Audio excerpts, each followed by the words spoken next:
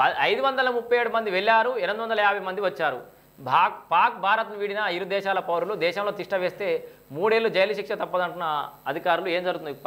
అటారీ వాగా సరిహద్దులో పాకిస్తాన్ వెళ్తున్న చిన్నారుల పత్రాలు పరిశీలిస్తున్న భద్రతా సిబ్బంది అని వార్తను కూడా చూస్తున్నాం మనం. సో గడిచిన 4 రోజుల వ్యవధిలో సుమారు 537 మంది పాకిస్తానీయులు అటారీ వాగా సరిహద్దు దాటి తమ స్వదేశానికి చేరుకున్నారు. వీరిలో 9 మంది దౌత్యవేత్తలు, అధికారులు కూడా ఉన్నారు. 12 రకాల స్వల్పకాల వీసాలు కలిగిన పాక్ పౌరులంతా భారత్ను వీడి వెళ్లాలంటూ మన దేశం నుంచి విధించిన గడువు ఆధారంతో ముగిసింది. మరోవైపు 14 మంది దౌత్యవేత్తలు, అధికారులు సహా 850 మంది భారతీయులు పాక్ నుంచి మన దేశానికి చేరుకున్నారు. మనలోకి 850 మంది వచ్చేసిరిగా.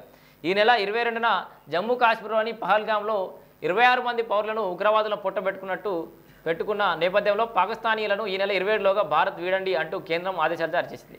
ఈ క్రమంలో ఈ నెల 27న 237 మంది, 26న 81 మంది, 25న 191 మంది, 24న 28 మంది పాక్ జాతీయులు అటారీ వాగా సరిహద్దు నుంచి తమ దేశానికి తిరిగి వెళ్ళిపోయారని అటారీ సరిహద్దు వద్ద ప్రోటోకాల్ అధికారి అరుణ్ సహల్ తెలిపారు. అదేవిధంగా ఈ నెల 24న 105 మంది, 25న 287 మంది, 26న 342, 27న 116 మంది భారతీయులు మన దేశంలోకి తిరిగి వచ్చేసారని వివరించారు. ఇమిగ్రేషన్ అండ్ ఫారెన్స్ యాక్ట్ 2025 ప్రకారం. సో ఏం చెప్తుంది? ప్రభుత్వ ఆదేశాలను ఉల్లంఘిస్తూ మన దేశంలోనే తిష్ట వేసిన పాకిస్తానీలను ఇమిగ్రేషన్ అండ్ ఫారెన్సిక్ యాక్ట్ 2025 ప్రకారం అరెస్ట్ చేస్తామని మన దేశ అధికారులు హెచ్చరించారు.